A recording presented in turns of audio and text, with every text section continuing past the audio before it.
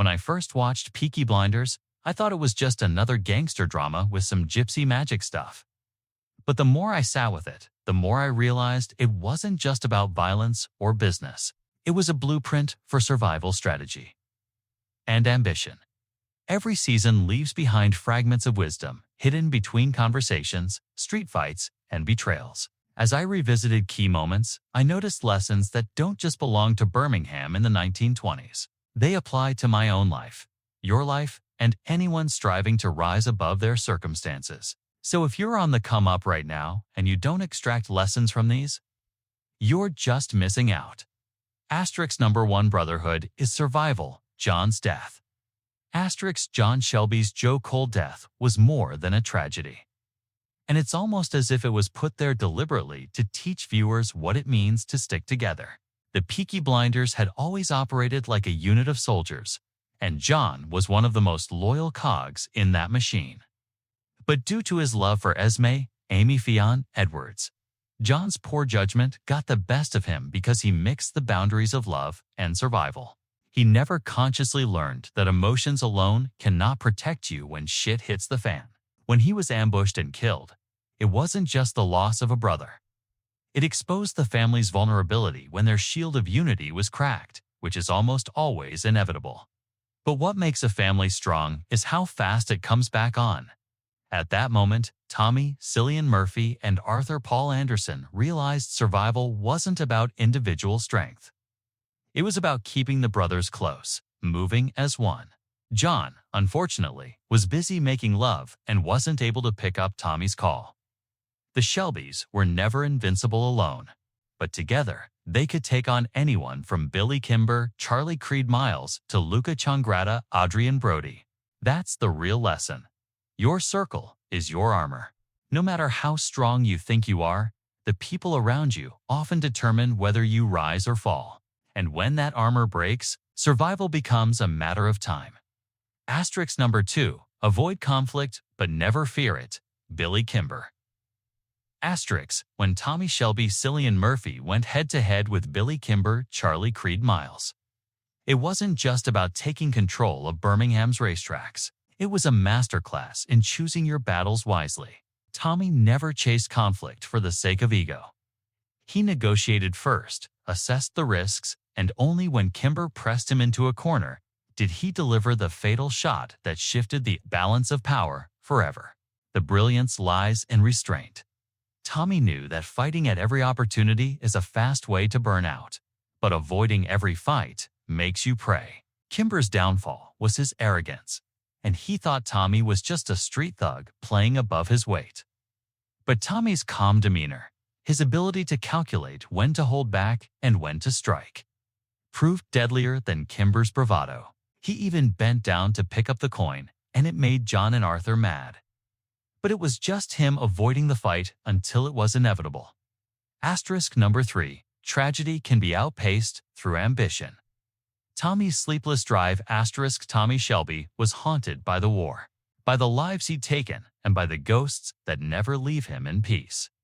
He drank, he smoked, he lay awake at night and was unable to quiet his mind. But instead of letting despair consume him, Tommy threw himself into relentless ambition.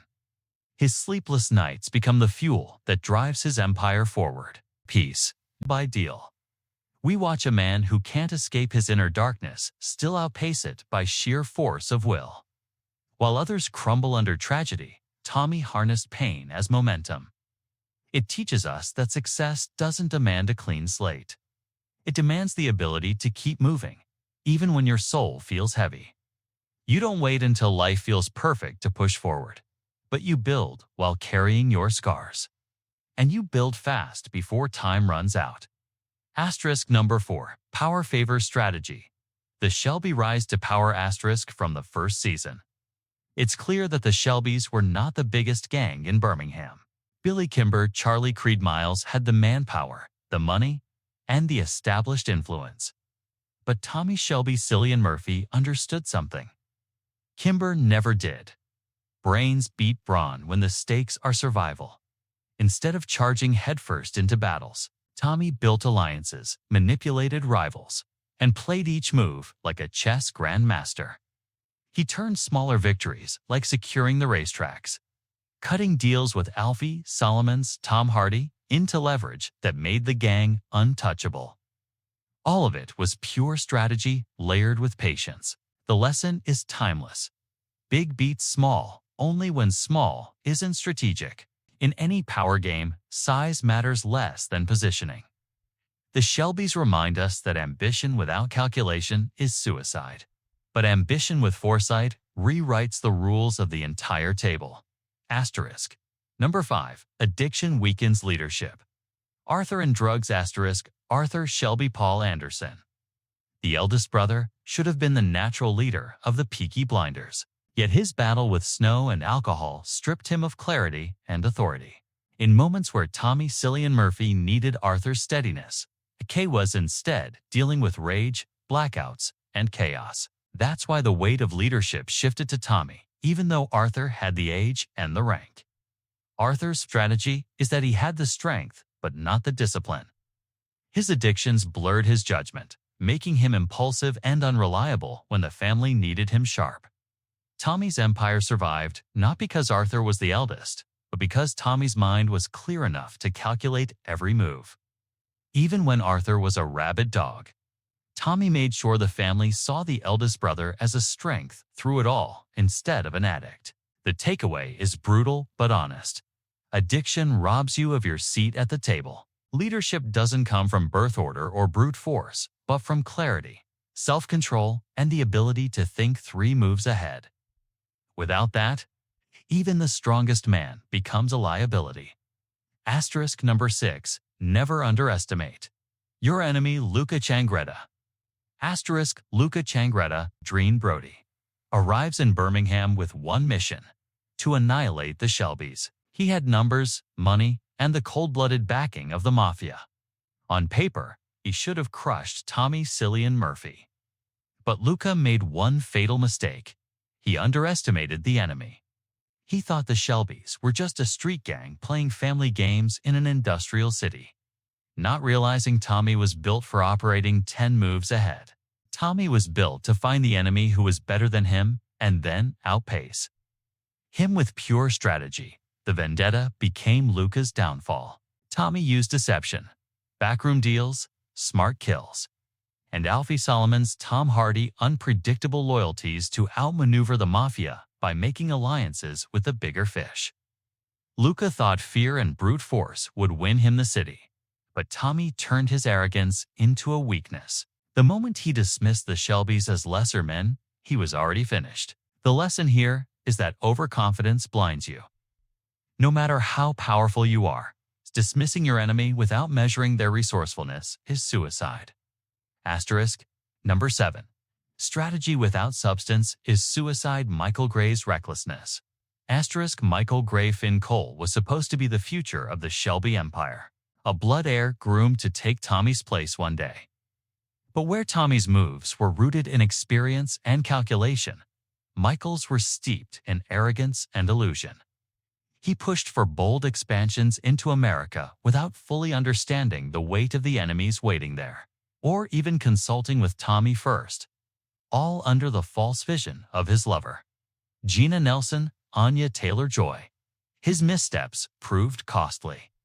Michael believed that confidence was enough, but strategy without wisdom, experience, and substance is always hollow.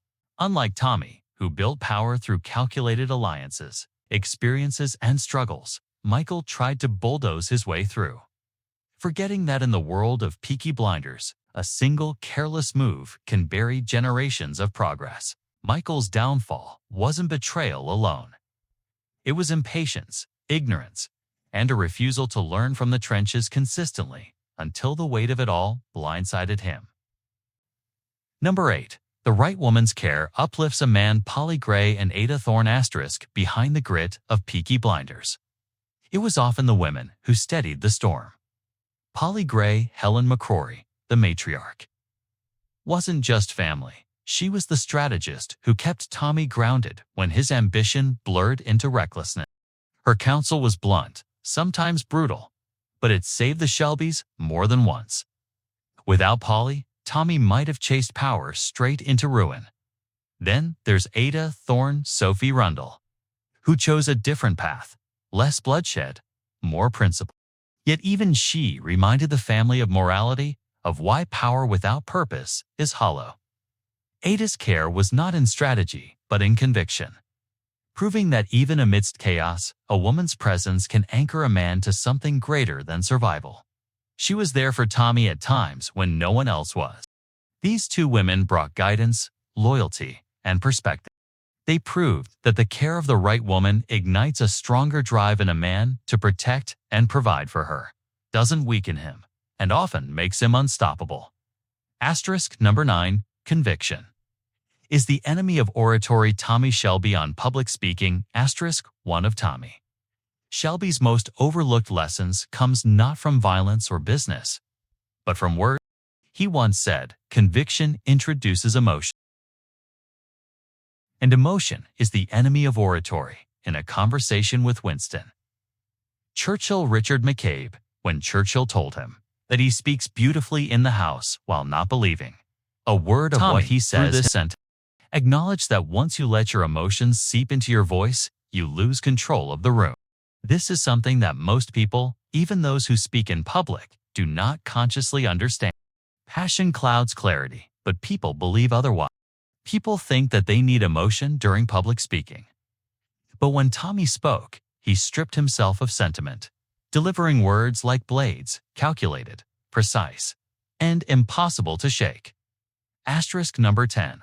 Always be prepared with a plan B, C, and D. Tommy's layered strategies. Asterisk. If there's one thread running through Tommy Shelby's survival into his upcoming installment, The Immortal Man, it's this. He never walked into a room without already imagining how he'd walk out. When he went to Alfie Solomon's office with a grenade pin in his pocket, he was fully prepared to die if it came to that. But he knew it was his only chance of walking out with his empire intact because Alfie would try to take what's his. He didn't just trust Alfie to take his share, but actually planned for the worst scenario. It was a strategy built on contingency. Tommy had already accounted for the reactions, the counter-reactions, and the fallout of every move. That's why the Shelbys survived wars with Kimber, Sabini, the Italians, and even the government. Where others relied on luck, Tommy relied on layered planning. He thought 3 moves ahead, not just for himself, but for how his enemies would think, and how they'd react once cornered. The ultimate lesson here is this. Life rarely unfolds in straight lines. If you want to win, you need more than a plan. Plans for your backup plan. That's how you turn survival into an empire.